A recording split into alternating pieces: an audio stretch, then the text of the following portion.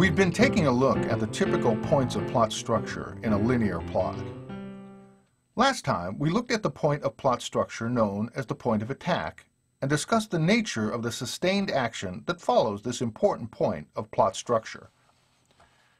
Now, we take a look at the individual action that makes up a crucial building block in the linear plot.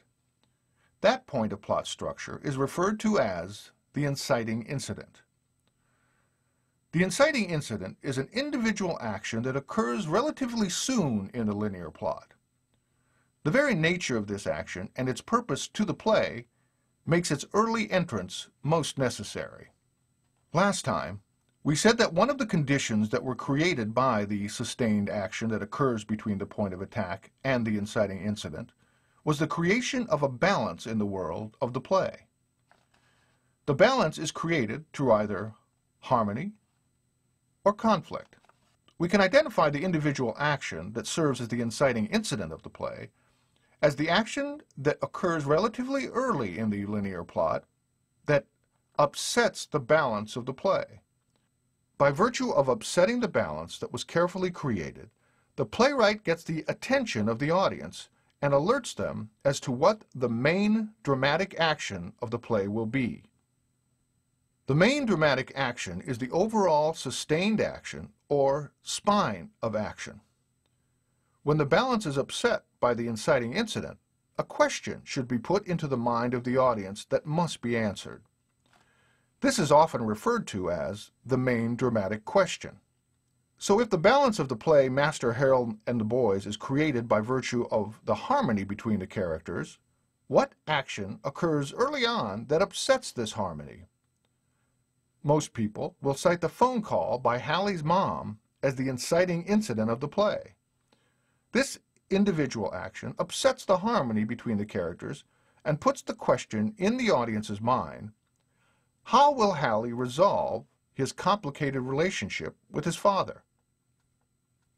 In Romeo and Juliet, what individual action upsets the balance created by the family feud between the Montagues and Capulets? And how does it upset the balance created by the tension that is introduced in the sustained action between the point of attack and this inciting incident?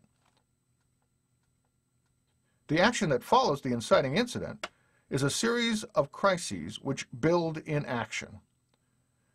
Each crisis represents an obstacle that the central character must overcome. This brings us to the next aspect to consider regarding the linear plot. That is, what are the pivotal characters in this linear plot? There may be many characters in a play, but there are two pivotal characters in any linear plot that drive the rising action forward. Those characters are referred to as the protagonist and the antagonist. The protagonist is the central character of the play. It is the character around whom the action of the play is organized. Most playwrights will tell you that there can be only one protagonist on whom the focus of the audience rests.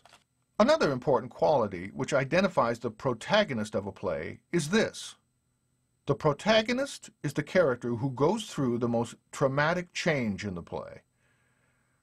The protagonist changes almost completely in either their attitude, situation, or both. The other character important to a linear plot is the antagonist. The antagonist is the character who forces the protagonist to go through this traumatic change. The individual action performed by the antagonist, which forces the protagonist to go through this change, is another important point of plot structure, as is the individual action which represents the change that the protagonist goes through. These we will discuss in the next section. So who is the protagonist of Master Harold and the Boys? Who is the antagonist? What about the protagonist and antagonist of Romeo and Juliet? Go to the task for this section and answer these questions. When we come back, we will consider these and look at the points of plot structure where these characters can be identified.